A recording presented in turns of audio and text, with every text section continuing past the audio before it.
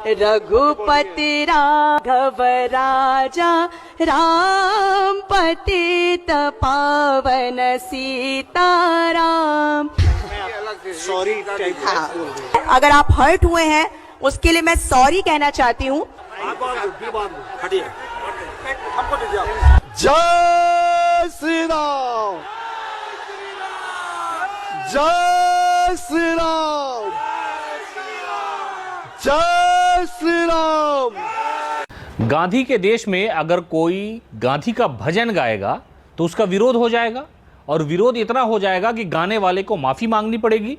दरअसल राजधानी पटना में एक प्रोग्राम के दौरान गांधी जी के भजन के गाने को लेकर के सियासत तेज हो गई है, और इस पूरे मामले को लेकर के विपक्ष ने एक बड़ा मुद्दा बनाने की कोशिश की है। दरअसल हुआ यह कि अटल बिहारी वाजपेयी को याद करने के लिए राजधानी पटना में प्रोग्राम हो रहा था। वहाँ पर मशहूर जो गायिका है देवी, वो पहुँची थी और उन्होंने अपने गायन की शुरुआत की, जिसमें वो गाया जो गांधी जी गाया करते थे, यानी रघुपति राघव राजा राम। उसके बाद हंगामा शुरू हो जाता है, यानी जो नीचे बैठे हुए हैं अटल के मानने वाले लोग, या यूं कहे कि भारतीय जनता पार्टी के जो मानने वाले लोग थे, उन्होंने इसका विरोध करना शुरू कर दिया।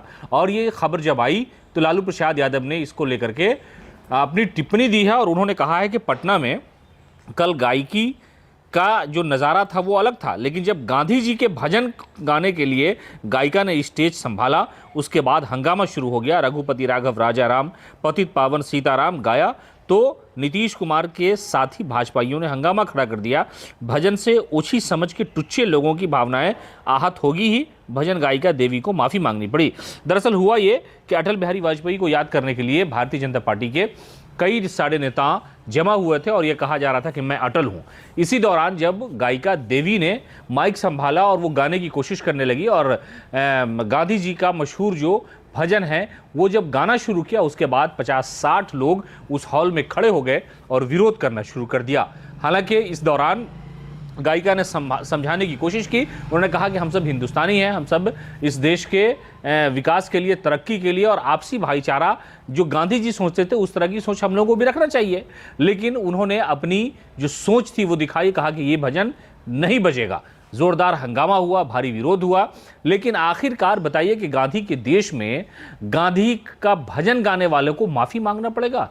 ये शर्म की बात है, ये ताज्जुब की बात भी है, इसलिए कि जब वो विरोध लंबा चलता रहा, लोगों ने समझाने का प्रयास किया, आयोजकों ने इस मामले को शांत कराने की कोशिश की, लेकिन उसके बावजूद भी मामला शांत नहीं हुआ, तो फिर जो गायिका थी देवी, उसे माइक पर सरेआम माफ़ी मांगनी पड़ी। अब गांधी जी के भजन को लेकर के कोई गाता है और उसका विरोध, और उसके बाद अगर गायिका को या गायक को माफ़ी मांगना पड़े, तो ये शर्म की बात है कि बापू की जो कर्मस्थली है बिहार, वहाँ पर बापू को याद करने के लिए, बापू का संदेश देने की कोशिश की जा रही है। तो ऐसे हालात में लोग विरोध करना शुरू करते हैं। इस पूरे मामले को लेकर के राष्ट्रीय जनता दल और जो विपक्ष की दूसरी पार्टियां हैं, उन्होंने भारी विरोध किया। राजद सुप्रीमो लालू प्रसाद यादव ने कहा कि देखिए, ये एनडीए के लोग हैं, ये भारतीय जनता पार्टी के तुच्चे लोग हैं जो गांधी का भजन सुनना भी पसंद नहीं करते हैं। दरअसल गांधी की जो विचारधारा है उसको समाप्त करने की लोगों की कोशिश है, लेकिन दरअसल जो ये हुआ उसको लेकर के चर्चाओं का बाजार गर्म है कि आखिरकार गांधी के भजन से किन लोगों को तकलीफ है। आखिरकार वो गॉडसे के मानने वाले तो लोग नहीं हैं जो गांधी को सुनना नहीं चाहते हैं, गांधी का भजन नहीं सुनना चाहते हैं। और हद तो ये हो गई कि जो मशहूर गायिका है उसे माफ़ी भी मांगनी पड़ी इस गाना को, इस भजन को गाने के बाद।